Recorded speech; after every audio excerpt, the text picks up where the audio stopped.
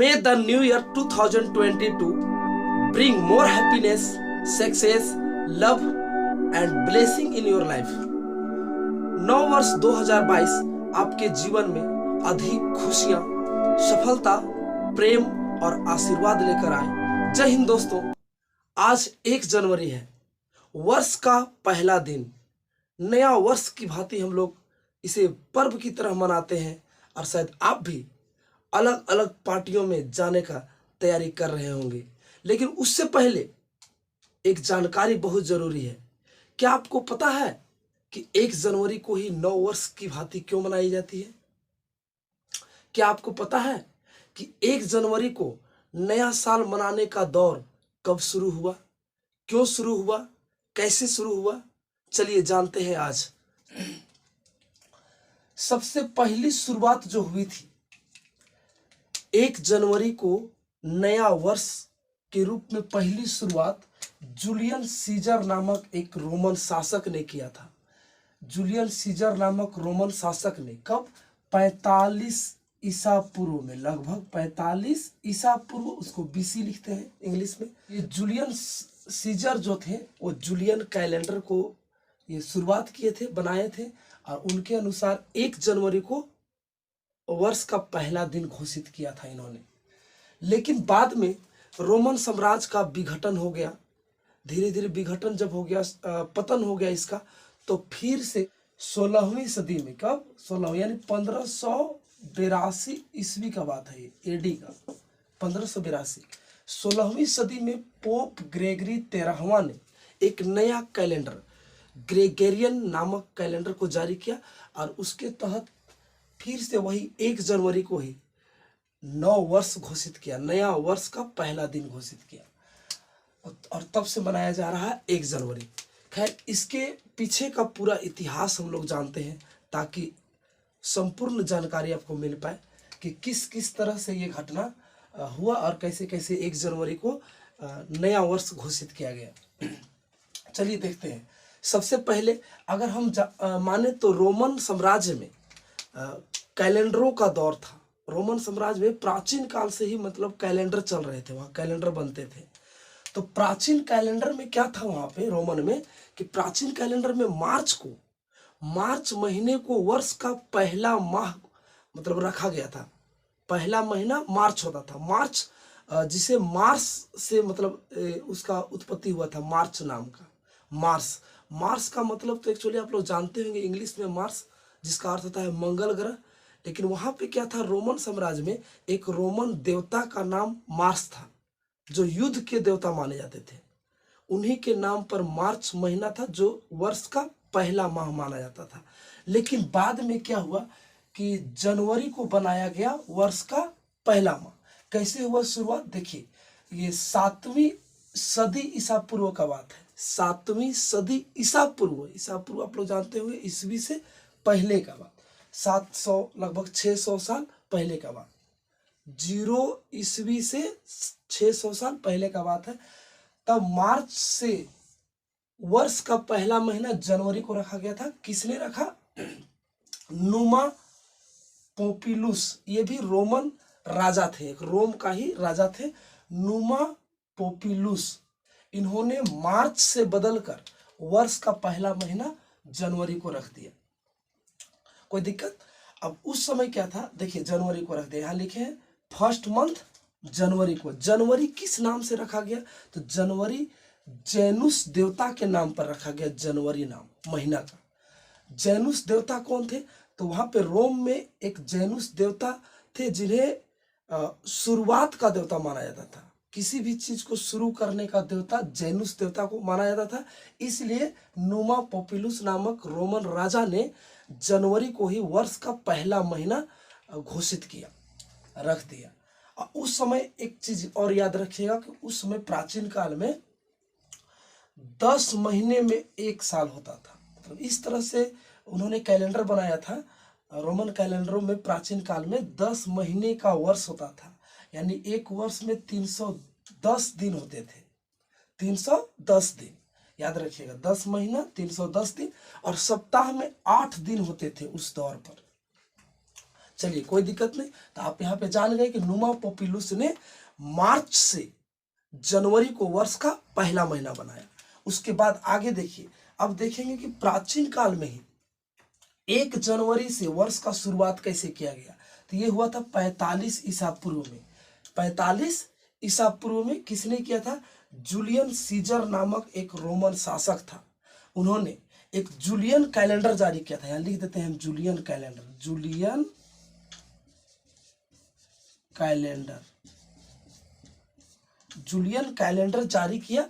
इन्होंने अनेक खगोलविदों से मिला, अनेक खगोलविदों से मिला और उन्होंने उनसे पता किया तो उन्हें पता चला कि पृथ्वी जो है वो सूर्य का चक्कर लगाने में लगभग 12 महीने, यानी दिन का बात करें तो 365 दिन 6 घंटे लगते हैं। ऐसा जूलियन सीजर को पता चला खगोलविदों से। किनसे? खगोलविदों से। तो तब इन्होंने क्या किया,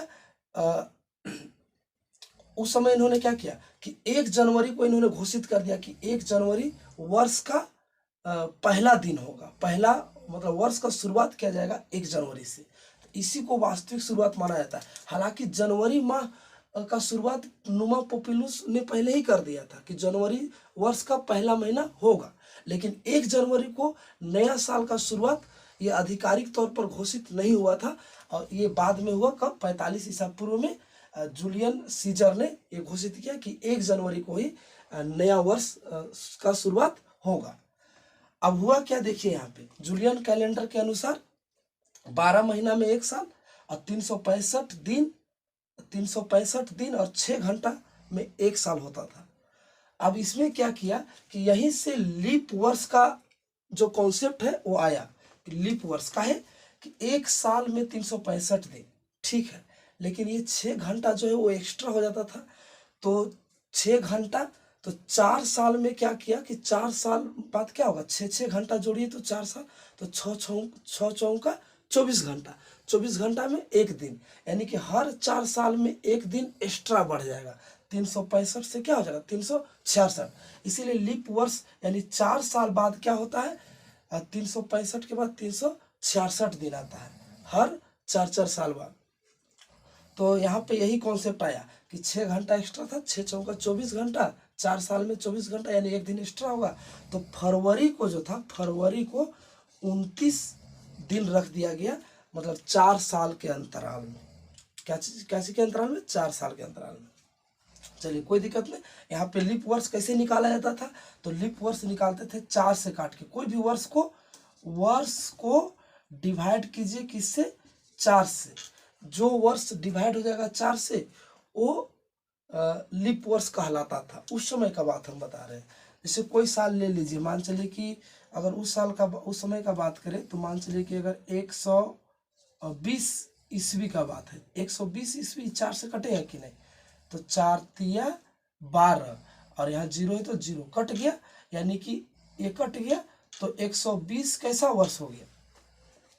लीप वर्ष। और अगर 121 ईस्वी तो लीप वर्ष नहीं, 122 नहीं, 23 नहीं, फिर 24 हो जाएगा। मतलब जो 4 से कट जाता था उसको लीप वर्ष माना जाता था, जूलियन कैलेंडर के अनुसार हम बोल रहे हैं। अब आगे चलिए और आगे देखेंगे आगे क्या क्या बदलाव होता है। अब उसके बाद क्या हुआ कि ये तो ठीक है भाई, चलिए 1 जनवरी को शुरुआत हो गया, नया साल शुरू हो गया। उसके बाद क्या हुआ कि धीरे धीरे समय बीतते गया। 5वीं सदी आते आते ये जो रोमन साम्राज्य था वो लगभग पतन की ओर चला गया, लगभग सीमित हो गया था एकदम। उसका साम्राज्य बचा ही नहीं, बहुत सीमित स्तर तक रह गया। अब तब जाके क्या हुआ कि अब यहाँ देखिए कि 5वीं सदी में तक रोमन साम्राज्य सीमित हो गया। तब जाके जैसे जैसे रोमन साम्राज्य का पतन होने लगा, ईसाई धर्म का प्रचार प्रसार बढ़ने लगा। ईसाई धर्म का प्रचार प्रसार बढ़ने लगा। अब ईसाई धर्म का प्रचार प्रसार बढ़ने लगा तो उस समय एक और नया कॉन्सेप्ट आया कि ऐसा माना जाता है इतिहास में कि एक दूत थे जिनका नाम था गैब्रियल नामक दूत ने मैरी आप लोग जानते होंगे, ईसा मसीह के माँ का नाम क्या था? मैरी नाम था। क्या चीज? मैरी। तो मैरी के मतलब स्वप्न में आए थे गैब्रियल दूत और उनको संदेश दिया था कि मतलब तुम जो हो सो ईसा मसीह नामक ईश्वर को जन्म दोगी। कब आए थे? 25 मार्च को। 25 मार्च को ये सपना आया था। ये दूत आए थे, गैब्रियल नामक दूत आए थे और मैरी को संदेश दिए थे, माँ मैरी को, कि आपके कोख से ईसा मसीह नाम का एक देवता का, ईश्वर का जन्म होगा 25 मार्च। और इस तरह से अब 25 दिसंबर को ईसा मसीह का क्या हुआ? जन्म हुआ। 25 दिसंबर को ईसा मसीह का जन्म हुआ। तब अब क्या हुआ कि ईसाई धर्म के जितने लोग थे वे लोग, मतलब ईसाई धर्म का तो प्रसार प्रसार बढ़ गया था सब तरफ, तो ये लोग ये मान्यता रखने लगे कि नया वर्ष का शुरुआत 25 मार्च से किया जाए। कुछ लोग का मानना था 25 मार्च से किया जाए, कुछ लोगों का मानना था 25 दिसंबर से किया जाए। लेकिन 25 दिसंबर को लोग क्रिसमस डे मना लेता था। भाई चलिए ईसा मसीह का जन्मदिन है तो जन्मदिन के तौर पर इसको मना लेता था। तो ज़्यादा मत इधर ही गया 25 मार्च की ओर कि चलिए 25 मार्च को ही हम लोग क्या करेंगे, नव वर्ष की भांति मनाएंगे। तो इसी पर ज़्यादा मत जाता था कि 25 मार्च को ही मनाया जाए, क्योंकि 25 दिसंबर को ईसा मसीह का जन्मदिन पर तो क्रिसमस डे हम लोग मना ही लेते हैं। तो इस तरह से था। तो कुछ दिन यही 25 मार्च चलता रहा। कुछ लोग 25 दिसंबर को मनाता था हैप्पी न्यू ईयर, नया साल। अब उसके बाद क्या हुआ कि ये बीच का दौर है जब रोमन साम्राज्य समाप्त हो गया था, लगभग पतन की ओर चला गया था। अब उसके बाद क्या हुआ कि धीरे धीरे समय बीतता गया। यही 25 मार्च या 25 दिसंबर इसी तरह से नया साल मनाया जाता था। अब धीरे धीरे आ गया 16वीं सदी। कब? 16वीं सदी। यानी बात करें तो आज से 500-600 साल पहले तक 25 मार्च तो कहीं कहीं 25 दिसंबर इसी डेट को हैप्पी न्यू ईयर मनाया जाता था। लेकिन आज से 5-6 लगभग 600 साल पहले का बात है, 500-600 साल पहले का 1582 में। कब? 1582 में। 1582 में एक नया कैलेंडर जारी हुआ। वो कैसे हुआ उसका कहानी चलिए सुनते हैं। सेंट बिड नामक एक धर्माचार्य थे। ये धर्माचार्य, धर्म आचार्य थे सेंट बिड। इन्होंने ये पता लगाया कि पृथ्वी जो है ना वो सूर्य का परिक्रमा 365 दिन और 6 घंटे नहीं, बल्कि 365 दिन 5 घंटे 48 मिनट 46 सेकेंड में लगाता है। अब तो यहाँ नया कॉन्सेप्ट आ गया। अब वहाँ जो जूलियन कैलेंडर में बताया गया था वो तो 6 घंटा था, और यहाँ है 5 घंटा 48 मिनट 46 सेकेंड। यानी कम कितना है? तो 11 मिनट और 14 सेकेंड। 11 मिनट 14 सेकेंड उन्होंने एक्स्ट्रा बता दिया था। किन्होंने? जूलियन सीजर जो थे, उन्होंने 11 मिनट 14 सेकेंड ज़्यादा बता दिया था। अब तब जाके क्या हुआ कि अब तो 11 मिनट 14 सेकेंड तो मायने रखता है भाई। एक साल में इतना समय, 2 साल 3 साल 4 साल ऐसे करते करते तो समय तो बढ़ जाएगा, मतलब एक्स्ट्रा दिन हो जाएगा। तब जाके क्या हुआ कि एक पोप ग्रेगरी 13वां इनका नाम था। पोप ग्रेगरी 13वां, इन्होंने क्या किया, इन्होंने एक मतलब नया कैलेंडर बनाया जिसका नाम था ग्रेगरियन कैलेंडर। याद रखिएगा क्या? Gregorian calendar. Gregorian calendar. इन्होंने ग्रेगरियन कैलेंडर बनाने के लिए गणना करना शुरू किया, जानकारी इकट्ठा करना शुरू किया।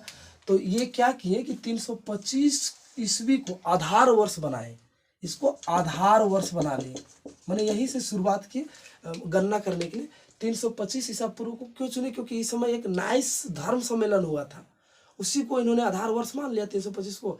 और 325 से 1582 तक गणना किया तो इन्हें पता चला कि जो समय जूलियन ने तय किया था वो 6 घंटा जो बोले थे, तो उससे जो 11 मिनट कितना, 11 मिनट 14 सेकेंड जो एक्स्ट्रा समय हो जा रहा था, तो 325 से 1582 तक आते आते लगभग 10 दिन एक्स्ट्रा चला गया था। 10 दिन अधिक हो गया था। जितना दिन होना चाहिए था इतना साल में, इन वर्षों के बीच में कि जितना दिन होना चाहिए था उससे 10 दिन अधिक हो गया। इसीलिए पोप ग्रेगरी ने क्या किया, 5 अक्टूबर 1582 को एक नया कैलेंडर जारी किया, ग्रेगरियन कैलेंडर। और उस दिन 5 अक्टूबर के जगह में डेट कितना रख दिया, 15 अक्टूबर। 10 दिन अतिरिक्त रखा। क्यों रखा? क्योंकि समय जो था वो जूलियन ने थोड़ा ज़्यादा ले लिया था, 11 मिनट 14 सेकंड ज़्यादा ले लिया था, जो 1582 तक आते आते 10 दिन अतिरिक्त हो गया था। इसीलिए 5 अक्टूबर की जगह में 15 अक्टूबर रख दिया। और इस तरह से 15 अक्टूबर 1582 ईस्वी को इन्होंने जारी किया ग्रेगोरियन कैलेंडर। और इस तरह से उसमें 1 जनवरी को ही नया वर्ष रखा गया कि नया वर्ष का शुरुआत कब होगा, तो 1 जनवरी से। और इस तरह से 15 अक्टूबर 1582 ईस्वी से ही 1 जनवरी को नव वर्ष की भांति माना जाता है और हम लोग उसे मनाते हैं खुशी खुशी। यहाँ पे एक कॉन्सेप्ट और आता है, वो क्या था कि लीप वर्ष, जैसे कि जूलियन कैलेंडर के अनुसार लीप वर्ष वे वर्ष थे जो 4 से डिवाइड हो जाते थे, कट जाते थे, मतलब प्रत्येक 4 साल के बाद लीप वर्ष आता था। लेकिन अब तो जूलियन कैलेंडर में 11 मिनट 14 सेकंड अतिरिक्त लिया गया था, तब तो गड़बड़ हो जाएगा, लीप वर्ष भी गड़बड़ाएगा अब आगे। इसीलिए अब लीप वर्ष में क्या बदलाव किया गया कि वो तो ठीक है कि 4 से विभाजित होगा, 4 से विभाजित वर्ष लीप वर्ष होगा, पहला चीज वो ठीक है। लेकिन एक नया कॉन्सेप्ट यहाँ क्या आया कि जितने भी शताब्दी वर्ष होंगे, शताब्दी वर्ष, सभी शताब्दी वर्ष लीप वर्ष नहीं होंगे। ये पोप ग्रेगरी का मानना था। शताब्दी वर्ष, प्रत्येक शताब्दी वर्ष लीप वर्ष नहीं है। वे शताब्दी वर्ष जो 400 से विभाजित हो, वो शताब्दी वर्ष ही लीप वर्ष होगा। मतलब शताब्दी वर्ष मतलब समझ रहे हैं ना, जैसे 1600, 1700, 1800, 1900, 2000, इस तरह का। तो यहाँ देखिए तो कौन कौन 400 से कटेगा, तो ये 400 से कटेगा तो ये लीप वर्ष है। ये कटेगा 400 से तो नहीं, ये 400 से नहीं, ये 400 से नहीं, ये हाँ, तो ये लीप वर्ष हो गया। तो ये एक नया कॉन्सेप्ट आया, शताब्दी वर्ष, सभी शताब्दी वर्ष। ये 4 से तो सब कट जाएगा, 4 से, लेकिन 400 से नहीं कटेगा। तो एक नया कॉन्सेप्ट आया कि सभी शताब्दी वर्ष लीप वर्ष नहीं हो सकते हैं। वे शताब्दी वर्ष जो 400 से विभाजित हो जाए वो लीप वर्ष कहलाएगा। और उसके बाद 4 से विभाजित वाला तो बाकी वर्ष है ही, बाकी वर्ष जितना भी 4 से विभाजित होता है शताब्दी को छोड़ा के, बाकी सब वर्ष जो 4 से कटेगा वो लीप वर्ष होगा। ये कॉन्सेप्ट था ग्रेगोरियन कैलेंडर के अनुसार। अच्छा, एक चीज और ध्यान रखिएगा कि 1582 में जब ये कैलेंडर जारी हुआ था तो क्या सभी देशों ने अपनाया था? नहीं। 1582 में ये 4 देश थे, यहाँ हम शॉर्ट में लिख दिए हैं। इटली था, फ्रांस था, स्पेन था, पुर्तगाल था। ये 4 देश 1582 में ही इन्होंने अपना लिया था कि हाँ भाई चलिए हम 1 जनवरी को नया साल मानते हैं। लेकिन अन्य देशों ने बाद में धीरे धीरे करके अपनाया। और ब्रिटेन जो था वो ब्रिटेन 1752 ईस्वी में अपनाया था ब्रिटेन। और इस समय हम लोग में यहाँ भारत में भी अंग्रेज लोग ही मतलब कार्य कर रहे थे, समझिए। तो भारत में भी कहिएगा तो भारत में भी कब अपनाया गया, तो 1752 में ही। तो इस तरह से हम लोग जान गए कि किस तरह से 1 जनवरी का शुरुआत 15 अक्टूबर 1582 से हुआ। अब आगे यहाँ पे देखिए एक चीज और जान लीजिए कि भारत का जो राष्ट्रीय कैलेंडर है, जब कैलेंडर के बारे में पढ़ ही रहे तो थोड़ा सा भी जानना जरूरी है। हमारे भारत का राष्ट्रीय कैलेंडर या राष्ट्रीय संवत पूछेगा तो क्या है, तो शक कैलेंडर या शक संवत। इसका शुरुआत कनिष्क ने किया था 78 ईस्वी में। कौन? कनिष्क नामक शासक, कुषाण वंश के शासक है कनिष्क। 78 ईस्वी में किया था इन्होंने, 78 ईस्वी में शक संवत का शुरुआत किया था, शक कैलेंडर बनाया था, ठीक है। और इसको भारत का राष्ट्रीय कैलेंडर कब माना गया, तो 22 मार्च 1957 ईस्वी को, 22 मार्च 1957 ईस्वी को शक कैलेंडर को भारत का राष्ट्रीय कैलेंडर घोषित किया गया। इस तरह से आप लोगों को पता चल गया होगा कि किस तरह 1 जनवरी का शुरुआत हुआ, कब से हुआ, कैसे हुआ। अब आप आराम से जाइए, पार्टी मनाइए, डांस कीजिए, सब कुछ कीजिए, लेकिन पढ़ाई लिखाई जरूर कीजिएगा। साल का शुरुआत शिक्षा के साथ, ज्ञान के साथ, कलम के साथ, किताब के साथ होना ही चाहिए। बाकी डांस, एंजॉय सब कुछ वो तो होगा ही। बाकी अपने दोस्तों से भी ये ज्ञान को, ये नॉलेज को, इस इतिहास को शेयर कीजिएगा।